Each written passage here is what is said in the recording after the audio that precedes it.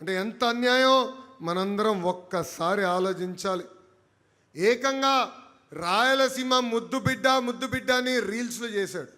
ఆనాడే చెప్పా, రాయలసీమకి క్యాన్సర్ గడ్డ జగన్మోహన్ రెడ్డి అని. రాయలసీమ ప్రజలందరూ ఒక్కసారి గుండెపైన చేయబెట్టుకుని ఆలోచించాలి. 5 సంవత్సరాలు రాయలసీమకు ఒక్క పరిశ్రమ తీసుకొచ్చారా? ఒక్క సాగునీటి ప్రాజెక్టు పూర్తి చేశారా? అంతెందుకు, బిందు సైద్యం లాంటి అద్భుతమైన ప్రాజెక్టుని కూడా ఆనాడు ఆపేసిన వ్యక్తి జగన్మోహన్ రెడ్డి. అన్నమయ్య ప్రాజెక్టులో గేట్లు కొట్టుకుపోతే కనీసం ఆ కుటుంబానికి ఆనాడు అండగా నిలబడలేదు. ఇదే స్థానంలో, ఇదే భూమిపైన, ఇక్కడనే ఆనాడు యువగలం పాదయాత్ర నేను హామీ ఇచ్చా, మిషన్ రాయలసీమ ప్రకటించా.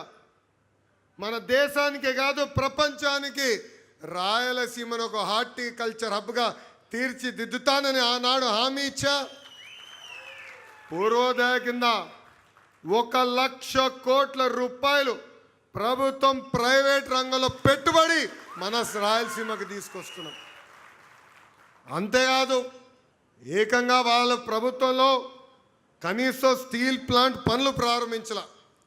మనం అధికారంలోకి వచ్చి పనులు ప్రారంభించాం. అంతేకాదు, 29 ఎన్నికల లోపల కమర్షియల్ ప్రొడక్షన్ చేసే బాధ్యత కూడా మనం తీసుకుంటామని నేను హామీ ఇస్తున్నా.